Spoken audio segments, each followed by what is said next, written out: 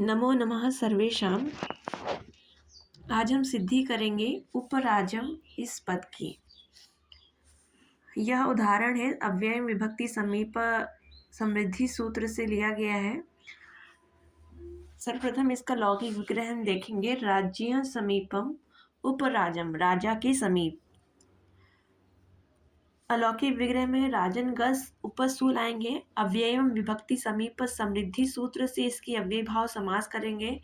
प्रथमा निर्दिष्टम समास उपसर्जनम, इससे हम प्रथमा विभक्ति से निर्दिष्ट पद को उपसर्जन संज्ञा करेंगे।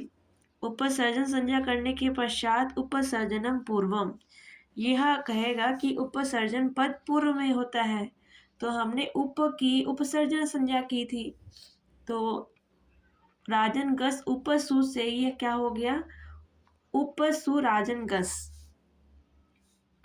उपसु राजन गस ये हो गया है। कृत तद्धित समासाश्च, इसने क्या किया, कृदंत तद्धितांत और समास की प्रातिपदिक संज्ञा होती है। तो यहाँ पर समास है, इसलिए यहाँ पर प्रातिपदिक संज्ञा हो गई।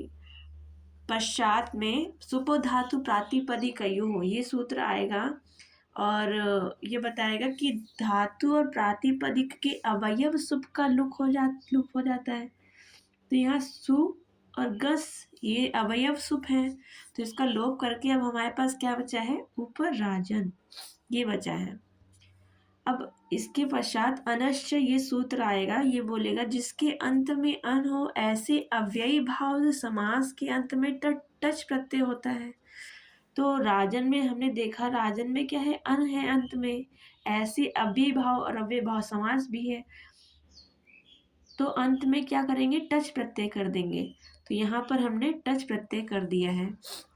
टच प्रत्यय करने के पश्चात हलंत्यम, यह सूत्र प्रवृत्त होता है। वो बोलता है कि अंतिम हल की इत संज्ञा होती है। यहाँ जो चकार है आपका वो हल है, और अंतिम हल होने के कारण यहाँ पर क्या हो गया, हलंत्यम सूत्र से इत संज्ञा हो गई है। फिर चुटु आएगा। चुटु सूत्र क्या बोलता है कि उपदेश में आदि च वर्ग और ट वर्ग की संज्ञा होती है।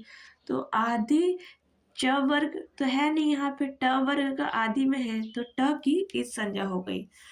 अब इत क्या होता है इसको बताने के लिए तस्सी लोपः आता है। इत संज्ञा का लोप होता है।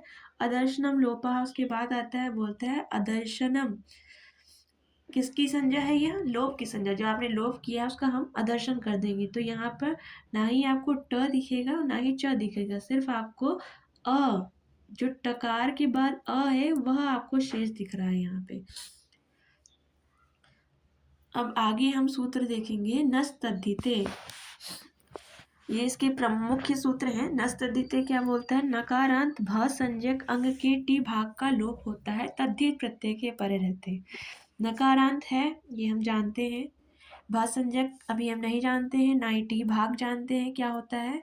तद्धित प्रत्यय हम जानेंगे इसमें कि अनश्च आपका एक सूत्र लगा था, अनश्च, इसने क्या बोला था, चूंकि यह अनश्च ये सूत्र आपका तद्धितः के अधिकार में है, तो तद्धिता के अधिकार में होने के कारण यहाँ पे क्या हो गई है, टच जो प्रत्यय आया है वो क्या हो गया, तद्धित प्रत्यय है आपका, तद्धित प्रत्यय है। तो तद्धित प्रत्यय होने के बाद भ संज्ञक को हमें ढूंढना है और टी भाग का लोप भी करना है। तो पहले भ संज्ञक देखना है, क्योंकि भ संज्ञक के ही टी भाग का लोप होना है। लिखा है ना यहाँ पे भ संज्ञक अंग के टी भाग का लोप। तो पहले भा संज्ञा हम जानेंगे कैसे होती है। यचिभम, यचिभम ये भा संज्ञक सूत्र है। यह बोलता है सर्वनाम स्थान भिन्न यकार आदि अजादि स्वादि प्रत्यय के परे रहते पूर्व की भा संज्ञा होती है। तो इनमें से हमें कोई भी पद मिल जाए, यहाँ पर ना ही सर्वनाम स्थान भिन्न हमको मिल रहा है, यकार आदि भी नहीं मिल रहा है, पर हाँ अजादि आपको मिल रहा है। अजादि प्रत्यय के परे रहते, बोला है ना, अजादि प्रत्यय के परे रहते पूर्व की भ संज्ञा हो गई, अर्थात राजन उपराजन इस पद की क्या हो गई, भ संज्ञा हो गई है। अब भ संज्ञा हमें मिल गया है। अब भ संज्ञा का अंक हमें टी भाग का लोप करना है, मतलब अ नहीं है यहाँ पर, ऊपर राजन का आपको उसमें से आपको टी भाग का चयन करना है। तो इसके लिए हमें टी भाग जानने के लिए अचोन त्यादि टी, यह सूत्र प्रवृत्त होगा। टी भाग जो कि यह टी संज्ञक सूत्र है आपका। ये बोलता है अचों के मध्य में जो अंतिम अच, अचों इत्यादि टी, यह सूत्र क्या कहता है कि अचों के मध्य में जो अंतिम अच। तो सबसे पहले हम अचों के मध्य मतलब यहाँ बीच नहीं लेना है आपको। अचों के मध्य मतलब पूरे शब्द में, पूरे पद में जो अच है, जैसे ऊ है यह भी अच है, पकार का अकार जो वो भी यह अच है, र का आ अच में आता है, जकार का अ वो भी अच में आता है, और ना तो हलंत है ही आपका।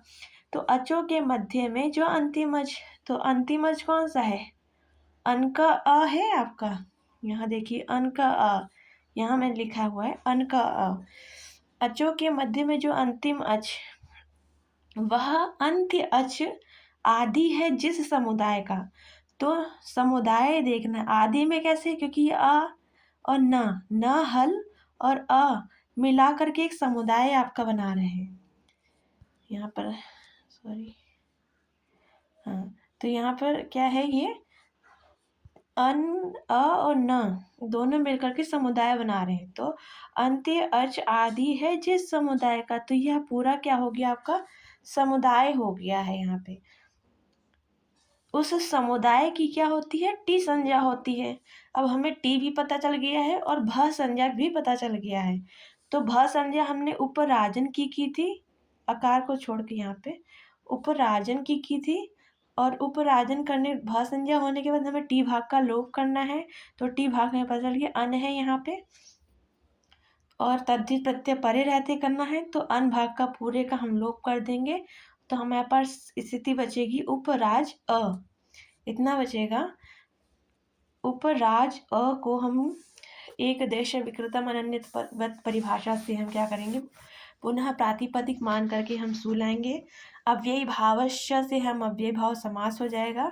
उपराज उपराजसु, उपराजसु, काम क्यों नहीं करता है, उपराजसु अव्यय दाप सुपा से सुप का लोप प्राप्त हुआ यहाँ पे, पर नाव्ययी भाव तत्व पंचम में यहाँ इस सूत्र ने क्या किया, लोप का निषेध किया तथा सु के स्थान पे क्या किया, अम आदेश कर दिया है इन्होंने। तो क्या बन जाएगा, अमी पूर्व सूत्र ने क्या किया, पूर्व रूप एक आदेश करके उपराजम यह सिद्ध हो जाएगा। अस्तु। तो इस प्रकार आपका राज्य समीपम उपराजम यह पद सिद्ध हुआ।